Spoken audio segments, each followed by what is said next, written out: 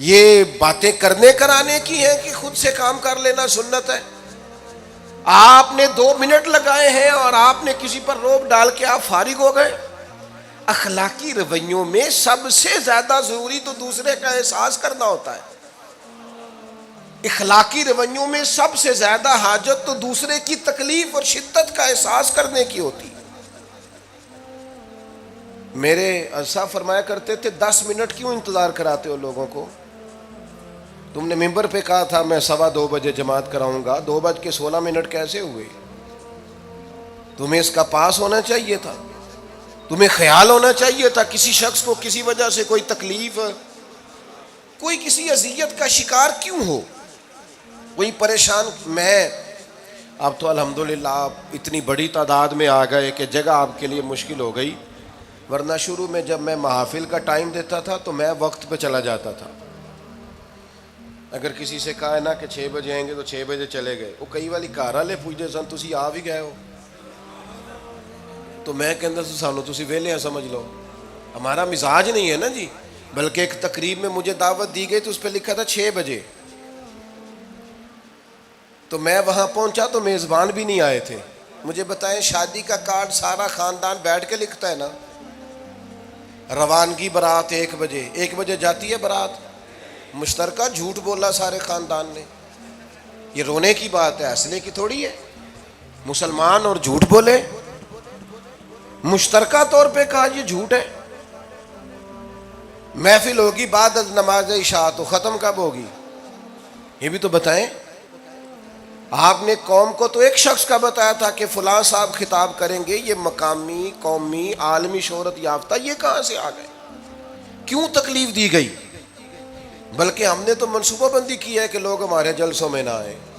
ستائے اتنا ہے، ایک جگہ پہ میں حاضر تھا تو 1:30 بجے مجھے مائک دے رہے تھے، اب تو میں جاتا نہیں ہوں، رات کو چھوڑ دیا ہے۔ 1 بجے رات کو مائک دے رہے ہیں تو نقیب بیچارہ رٹی رٹائی بات کر رہا ہے، کہتا ہے بلا تاخیر۔ میں نے کہا ابھی بھی بلا تاخیر ہے، کر لو تھوڑی تاخیر۔ خدا کے بندو ختم کرو، آدھے گھنٹے میں مسئلے کی سمجھ آ جاتی ہے، ایک پیغام دو، بات ختم ہو گئی۔ اتنا الجھاؤ اور اتنا بات کو کھینچنے کا معنی کیا؟ اپنے رویوں کے اندر۔ میں چلا گیا 6 بجے تو میزبان صاحب بھی نہیں آئے تھے، تو وہ تقریب کب شروع ہوئی؟ 9 بجے۔ تو میں نے ان سے کہا غور سے دیکھ لو کہیں میں تو نہیں الٹا پڑتا رہا، 9 اور میں 6 سمجھتا رہا ہوں۔ یہ چھوڑیں ان چیزوں کو، اپنی زندگی میں آپ نظم پیدا نہیں کریں گے تو کوئی کام کیسے کریں گے؟ حضرت حکیم الامت مفتی احمد یار خان صاحب نعیمی رحمۃ اللہ علیہ، مفتی صاحب رحمۃ اللہ علیہ جب جمعے والے دن الحمدللہ کہتے تھے نا تو پورا 1 بجا ہوتا تھا۔ لوگ گھڑی کو کہتے تھے تو غلط ہو سکتی ہے، پر مفتی صاحب پورے ٹائم پہ الحمدللہ کہتے ہیں۔ بلکہ ان کے بارے میں معروف ہے کہ وہاں ایک ذمہ دار تھا، بھینسوں کا دودھ دھوتے ہیں نا دیہاتی لوگ، تو عصر کی اذان سے 5 منٹ پہلے مفتی صاحب مسجد تشریف لے جاتے۔ یہ اخلاق ہے، یہ آپ کا رویہ ہے، یہ آپ کا انداز ہے۔ عصر کی اذان سے 5 منٹ پہلے جاتے تھے، جا کے وضو بنانا پڑے تو سنت ادا کر کے بر وقت نماز میں شامل ہو جائیں۔ تو مفتی صاحب گزر جاتے تو وہ ذمہ دار اپنے بیٹے سے کہتا کہ اب آپ نا بچے کو چھوڑیں بھینس کے نیچے تاکہ ہم بھینسوں کا دودھ دھوئیں۔ تو ایک دن وہ بیٹا کہنے لگا ابا جی ابھی تو یہ سورج کھڑا ہے، عصر کا ٹائم کہاں ہوا ہے؟ تو وہ کہنے لگا تو چھڑ دے کٹا، مفتی صاحب لنگ گئے نہیں، ٹائم ہو گیا ہے۔ یہ ہمارے بزرگوں نے ہمیں رویے سکھائے۔ آپ نظم والے ہوں، اخلاق والے ہوں، سچائی والے ہوں، دیانتداری والے ہوں، دوسروں کا خیال رکھیں، کسی کو تکلیف نہ ہو ہماری وجہ سے۔ پتہ ہے رسول پاک صلی اللہ علیہ وسلم کی بارگاہ میں آ کے عرض کیا گیا یا رسول اللہ یہ ہمارے امام صاحب بہت لمبی نماز پڑھاتے ہیں، صحیح حدیث میں موجود ہے۔ نماز ہی پڑھاتے تھے نا، قرآن ہی پڑھتے ہوں گے نا، کتنا اعزاز والا کام ہے۔ یا رسول اللہ یہ بہت لمبی نماز پڑھاتے ہیں۔ اللہ کے محبوب علیہ السلام نے بلا لیا، اور لفظ پتہ کیا ہے؟ حضور فرمانے لگے میں لوگوں کو دین کے قریب کرتا ہوں، آپ دور کرتے ہیں۔ فرمایا جب بھی نماز پڑھائیں معتدل پڑھائیں۔ اور خود حضور کا عمل کیا ہے؟ حضور فرماتے ہیں جب میں نماز میں کھڑا ہوتا ہوں تو میرا دل کرتا ہے میں لمبی نماز پڑھاؤں، ہمارا جب کسی شے کو دل کرے تو ہم چھوڑتے ہیں. میرا دل کرتا ہے میں لمبی نماز پڑھاؤں،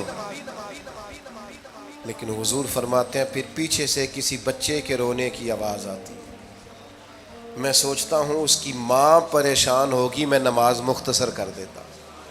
اور میرے بھائیوں، نماز میں بھی لوگوں کا احساس، ہماری طبیعت ہی نہیں رہی. کوئی آدمی ہارن دے رہا پیچھے سے اور سامنے گاڑی میں دو بندے کھڑے، گاڑی مین روڈ پہ کھڑے کر کے باتیں کر رہے ہیں، اور وہ ہارن بجا رہا ہے تو کہتے ہیں ٹھہر جا، آگ بجھانی ہے جا کے. ایک تو آپ نے اتنا ظلم کیا کہ آپ نے روڈ بند کیا، اور دوسرا اخلاقی رویہ یہ ہے. اور میرے بھائی یہ بھی بد اخلاقی ہے کہ آپ اپنا موٹر سائیکل مین روڈ پہ کھڑے کر کے دکان پہ چلے جائیں، لوگوں کو تکلیف میں ڈالیں گے. اسلام اس کی اجازت نہیں دیتا. رستوں کے نشان مٹانے والے کو نبی پاک نے تنبیہ فرمائی، کسی کو تکلیف ہو، اذیت ہو. اور بعض لوگ سمجھتے ہیں کہ میں نے پریشر میں رکھی ہوئی ہے دنیا، ڈرتے ہیں لوگ مجھ سے. جو ڈر کے عزت کرتا ہے وہ خوف کھاتا ہے، اور جو محبت سے تجھے سلوٹ کرتا ہے وہ تیرا احترام کرتا ہے. بعض لوگ کسی کے شر سے بچنے کے لیے بھی اسے سلام کرتے ہیں، وہ عزت نہیں ہوتی، وہ عزت نہیں ہوتی کہ یہ تو رٹا ڈال دے گا. اپنے اخلاقی رویے ہمیں اللہ کے محبوب سے سیکھنے، حضور سے خیرات لینی ہے. اخلاق اسما، ہم نے اپنے آپ کو سمجھنا ہے، ہم نے اپنے مزاجوں میں تبدیلی پیدا کرنی ہے، بالخصوص بزرگوں کے معاملے میں، بڑوں کے معاملے میں. جیسے جیسے انسان ضعیف ہوتا جاتا ہے نا، حساس ہوتا جاتا ہے، اسے باتیں تکلیف دینے لگتی. وہ ایک بوڑھی اماں ایک دفعہ مجھے کہنے لگی کہ آپ میرے بچوں سے کہہ دیں خرچہ پاویں تھوڑا دین کرن، میرے نال بولن صحیح کرن. وہ جب اپنی بیویوں کے سامنے میرے ساتھ تھوڑا والیوم اونچا کر کے بات کرتے ہیں آواز کا، تو مجھے تکلیف ہوتی. اپنا رویہ، لہجہ، اس پر غور ہو. جوانی میں ہی تو برداشت کرنا ہوتا ہے. اپنے مزاج کو کبھی بکھرنے اور ٹوٹنے نہ دیں. اور سب سے زیادہ بندے کا پتہ ہی تب چلتا ہے جب کوئی اسے پورا غصہ دلائے، جو پھر کنٹرول کرے، وہی تو کمال آدمی ہوتا ہے.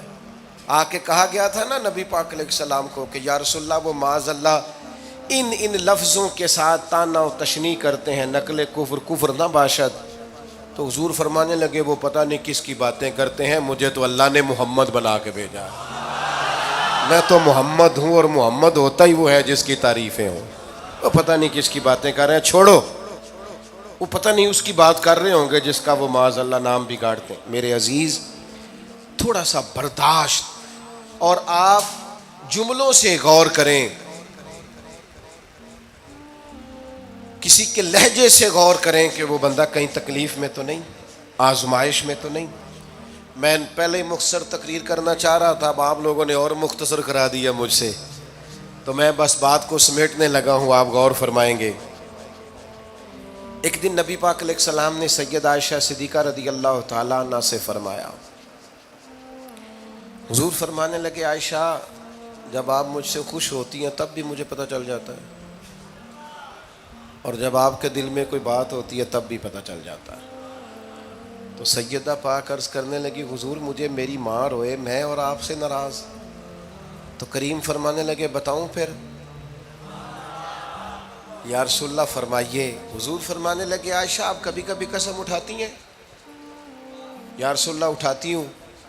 فرمایا جب آپ خوش ہوتی ہیں تو کہتی ہیں مجھے رب محمد کی قسم، اور جب دل میں کوئی بات ہوتی ہے پھر کہتی ہو جناب ابراہیم خلیل کے رب کی قسم. پھر حضرت ابراہیم کی نسبت سے قسم اٹھاتی ہو. تو جناب عائشہ کہتی ہیں حضور کی بات سن کے جو میرا حال تھا میں بتا نہیں سکتی. یا رسول اللہ آپ اتنا خیال کرتے ہیں؟ یہاں تک خیال فرماتے ہیں کوئی کیا بول رہا ہے؟ کہتی میں نے فوراً عرض کی کہ یا رسول اللہ مجھے رب محمد کی قسم ہو، میری زبان سے نام ہی جاتا ہے، میرے دل میں آپ ہر وقت موجود رہتے ہیں. دل میں